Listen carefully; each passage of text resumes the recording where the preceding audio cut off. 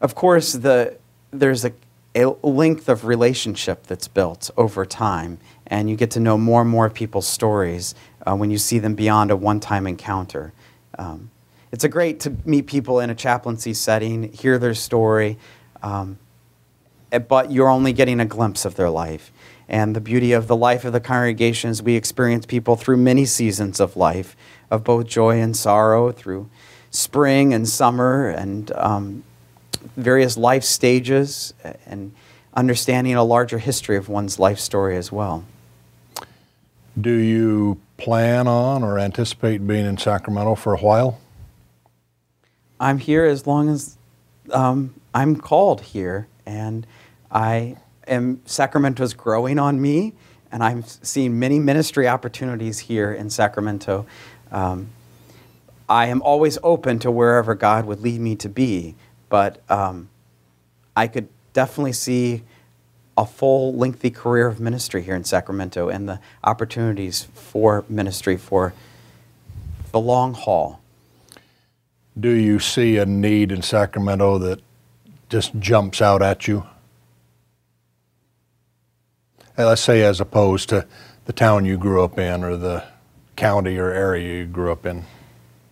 The major cultural piece that I've noticed in Sacramento, as opposed to the Midwest where I'm from, is a variety of desperate groups that don't know one another or relate as well. It's what I value about the Interfaith Council of Greater Sacramento, is an opportunity to bring together people that wouldn't interact otherwise. I find these various minority communities, due to geographic settings or whatever the social pressure, not connecting with one another, or knowing one another's stories, or finding ways to engage in mission together.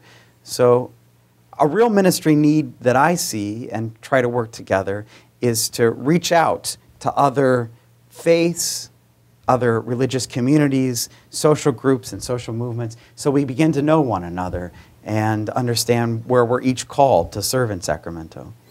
Now, there are other Lutheran congregations in Greater Sacramento Absolutely. than yours. What's the connection there, and do you know one another fairly well, work and serve together, and that kind of thing? Absolutely. We're in shared ministry together. We meet monthly as a ministerium. I'm part of the Sierra Pacific Synod and the Sacramento Conference of the Evangelical Lutheran Church in America, and we share many joint mission opportunities and missional envisioning through our conference. And also finding some joint opportunities to share with the larger Lutheran community, even outside of the Evangelical Lutheran Church in America. Some other Lutheran churches as well I share in fellowship with. We're looking to brainstorm right now a joint Lutheran radio ministry beginning in June, of a opportunity to share the Lutheran faith and teachings with the Sacramento community in that capacity, and a joint shared endeavor with multiple Lutheran congregations. Many faiths are doing that. That radio is good contact, particularly for people in town. Now, sometime here in the next couple of years, we mark the 500th anniversary of the Reformation. And that would be a big deal, I presume, with the Lutherans. Can you tell us a little bit more about that, and will there be a celebration and that sort of thing?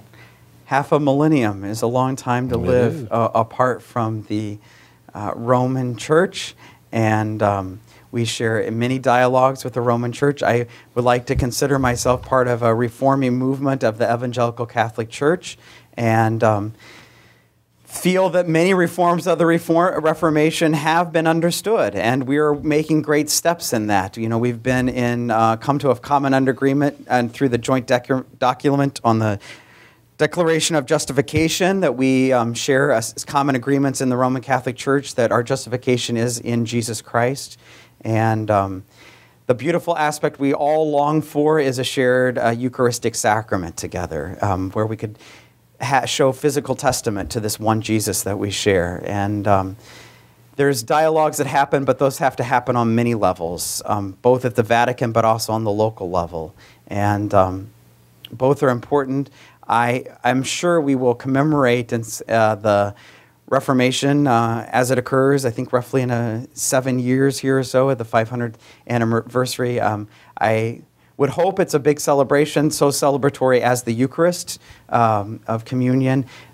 There's some red flags that suggest that change in the church is slow, and sometimes a millennium is just a blink in the church's eye. But yet we make strides where we can, and we pray like Jesus prayed for the unity of the church. Is there a central headquarters for the Lutheran Church, both internationally and in America? The church-wide office of the Evangelical Lutheran Church in America is located in Chicago, next to on Higgins Road, next to the O'Hare Airport. So it's a good central location for the country, and our presiding bishop has his office there. The international fellowship that we're a part of is called the Lutheran World Federation, and that's located with offices in Geneva, Switzerland. We have more of a decentralized church body per se than the Roman Catholic Church, you might suggest. Of course, believing strongly in the priesthood of all believers and placing much more authority and autonomy in individual parishes for decision making. So that trade-off of presidency and presiding bishop nature changes more frequently. But essentially, for the United States, we are centered in Chicago in many ways and internationally in Geneva. Does the presiding bishop serve out his life, or he's elected to a term? Elected for a term, yeah. Do you see a difference in your congregation and in the Lutheran Church? Is there a distinct difference between being religious and being spiritual? I appreciate the question. I noticed on my bishop's old computer monitor sitting in his office, he had above the monitor handwritten a little note that said, religion is for those who believe in hell. Spirituality is for those who have been through hell. And we have many ways that we talk about religion versus spirituality in our culture and in our country. Largely, from the Latin religio, religion is a notion of bringing the ligaments together in a body. Spirituality is the ruach, or the spirit, meaning breath coming through. And really, if you have a physical flesh that's devoid of any breath or spirit, it's pretty useless for work to be done. But also, I would contend, even though the spirit may be moving with a full breath, if you don't have a little bit of body and flesh to put onto that spirit's work, it's hard to love your enemy and to serve the poor, to be able to visit the sick and ill, just with breath alone. But we need both breath and body. So I really value those who have a deep spirituality, who have a lot of breath to give to our body. But we also sometimes need to put flesh and bone on our body and put that to work in an ordered fashion for our faith, for the life of the world. Can we sort of safely say that spirituality might come easier if you are involved with religion? Perhaps, but also religion and the institution, as we all know, once you get involved in an institution, can bog you down, take you down. And that's why we, as Lutherans, feel part of the Reforming Church, to be a part of a reforming movement, semper reforma, always reforming, always trusting the Spirit to come anew to us, like at Pentecost.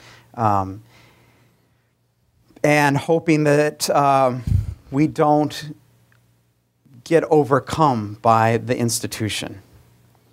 How do you pick the topics that you're going to teach and preach about on any given Sunday? Our teaching is somewhat largely set by the traditions of the church. We do use the liturgical calendar of the seasons of the church, from Advent, beginning a new year, into Christmas, eventually, as we just have gone through Lent and leading us to Easter, and soon now into the Pentecost season, and large batches of ordinary time, as we call it, as well. But the texts are pre-assigned each week for our church based on those seasons, and I do feel a sense of order to follow from those texts, but also reading the text of the Sacramento Bee, reading the text of our neighborhood, reading the text of the stories of the people's lives that I meet at the hospital or on the street, on the light rail station, and being able to read those texts of our lives into God's story, the story of creation, the story of the valley of dry bones, the story of Jesus' death and resurrection. Easter just having passed, we were at North C Street where there's a lot going on with the homeless, and they were passed out a nice little pocket-sized booklet that focused on the Gospel of John. And one of the ministers taught a nice group there assembled. Is there a part of the gospel that just rings your bell and that you just love to dwell on, or is it all one big umbrella? The whole notion of the gospel being sheer gift, that it's nothing that we do to obtain, that is a primary doctrine of mine and the Lutheran Church, this notion that God's grace comes to us as free gift, of Jesus coming for the life of the world, despite us asking for that gift, and despite any of our works alone, that none of our activities or actions merit salvation, but it's purely Jesus' work. By grace alone, through faith, apart from works of the law, is this incredible aspect of the gospel that I find so encouraging. Now, how did you come to the Interfaith Council? How did you find your way here into the same group that we serve together in? As with many aspects of my life, I value the mentors and teachers through the church who have been here. A longtime predecessor of mine and who has served Sacramento so faithfully for decades is the Reverend Lloyd Hansen. Lloyd served multiple parishes here in Sacramento, is very dedicated to the Lutheran Church and to the interfaith community of Sacramento. Longtime board mentor of the Interfaith Service Bureau, now the Interfaith Council of Greater Sacramento. Lloyd tapped me on the shoulder and said, "Jason, you're new to Sacramento, and you're called to this." And I said, "Okay. Thank you." Now, speaking of Lloyd, they're getting ready to try to sell their meeting house in Oak Park because of a dwindling membership and other sorts of things. Will we come to that in our religions, or will we build and strengthen and grow?